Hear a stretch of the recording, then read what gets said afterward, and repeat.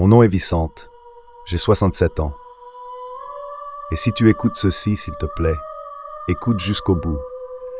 Car peut-être que ce que je vais dire maintenant changera ta vie ou te sauvera de la douleur que je porte dans ma poitrine chaque jour. Quand j'étais plus jeune, peut-être comme toi maintenant, je pensais que la vie se résumait à courir, réussir, grimper, conquérir.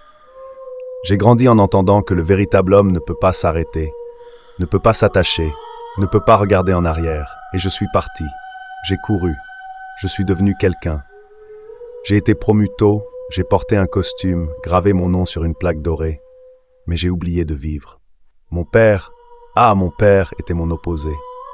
Simple, serein, il travaillait le bois, un menuisier de ceux qui fabriquaient des meubles avec amour. Il ne gagnait jamais beaucoup, mais il y avait toujours de la nourriture sur la table. Il ne savait pas parler joliment, mais il savait écouter. Il n'avait pas d'études, mais il avait de la sagesse. Quand j'ai commencé à travailler à l'extérieur, encore jeune, je lui disais « Papa, je suis occupé. Maintenant, c'est à mon tour de réussir. » Et il disait « Fils, je n'ai besoin de rien, juste de ta présence. » Mais je n'avais jamais le temps. Il y avait toujours une réunion, une livraison, un voyage. Je suis devenu mon propre patron. Mais j'ai échoué en tant que fils. Les années ont passé. Je promettais que j'irais le voir. Le week-end prochain, papa, je le jure. Mais le prochain ne venait jamais. Il envoyait des messages, des lettres, et je ne les ouvrais même pas. Jusqu'au jour où ma sœur m'a appelé. Papa est décédé. Silence. J'étais dans une salle vitrée au sommet d'un immeuble avec un verre de vin et un contrat de millions à signer. Et à ce moment-là, rien ne valait plus rien. J'ai raccroché le téléphone et je suis resté immobile. Je n'ai pas pleuré, je n'ai pas parlé. J'ai juste pensé, je ne suis pas allé. Je ne suis pas allé à l'hôpital. Je ne suis pas allé à l'enterrement. Je ne suis pas allé au cimetière. Jusqu'à aujourd'hui, je n'y suis jamais allé. Peur, honte, lâcheté, peut-être tout cela à la fois. J'ai enfermé la douleur dans un coin de mon âme et j'ai fait semblant d'avancer. Mais la vie, mon ami, elle fait payer. Je me suis marié avec une femme magnifique, intelligente, captivante, mais qui aimait mon argent plus que moi, et j'étais aveugle. Je pensais qu'elle était mon trophée, que tout ce que j'avais fait valait la peine parce que j'étais avec elle. J'ai construit une grande maison, pleine de chambres vides, et j'ai mis son nom partout. J'ai tout donné, sauf ma présence. Elle m'a trompé, avec mon meilleur ami, dans ma propre maison, en mon absence. C'est ma sœur qui me l'a dit.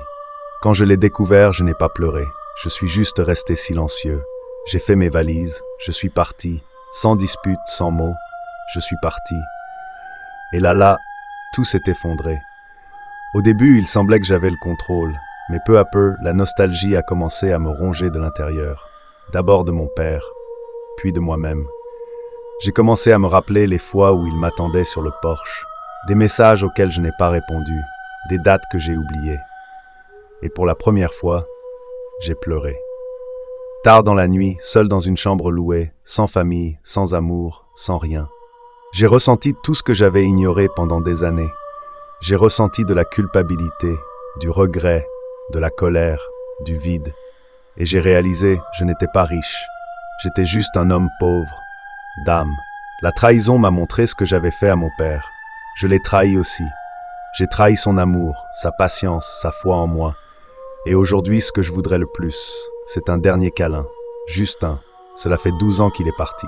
Et je n'ai toujours pas réussi à aller au cimetière. Chaque fois que j'essaie, mes jambes se figent, mes yeux se mouillent, mes genoux fléchissent. Aujourd'hui, assis sur ce banc, je te regarde, toi qui m'écoutes, et je dis, si tu as encore tes parents, va les voir, maintenant. N'attends pas le temps ne t'attend pas. Si tu as encore quelqu'un qui t'aime vraiment, embrasse-le, dis-le. Montre-le, parce que l'amour qui n'est pas exprimé devient un regret. Et si tu as moins de 30 ans, arrête tout maintenant. Regarde ta vie, vois ce que tu construis. Tu fais ça par fierté, pour le statut, pour les applaudissements? Ou vises-tu avec un sens? Je donnerai tout pour revenir à mes 25 ans.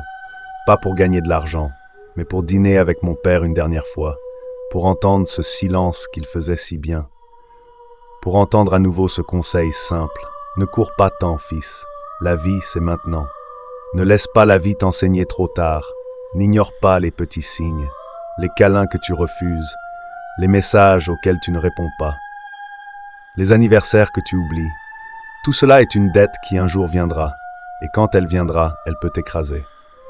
J'ai 67 ans, et je me sens comme si j'en avais 90, parce que le poids de la culpabilité vieillit, et il n'y a ni médecin, ni argent, ni médicaments qui puissent guérir cela.